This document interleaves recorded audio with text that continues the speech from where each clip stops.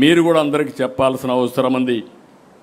లాజిస్టిక్స్లో మనం నెంబర్ 1 అయ్యే అవకాశం ఉంది.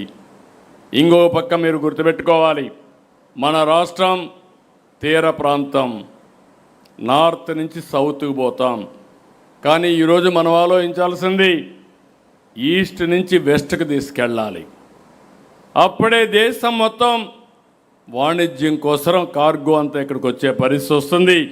దీనికి కూడా వర్కౌట్ చేస్తాం. ఇంకొక పక్క ఏడోది చూస్తే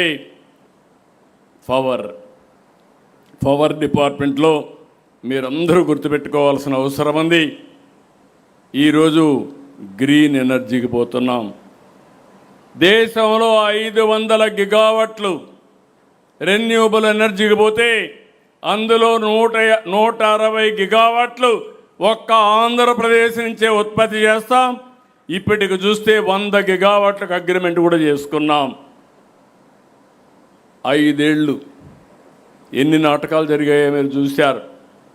32,000 కోట్లు పెంచారు, 9 సార్లు పెంచారు. ఒకే మాట చెప్పాం, కరెంటు ఛార్జీలు పెంచమన్నాం, పెంచకుండా మాట నిలబెట్టుకున్న ప్రభుత్వం ఎన్డీఏ ప్రభుత్వం అని చెప్పి కూడా నేను మీకు తెలియజేస్తున్నా.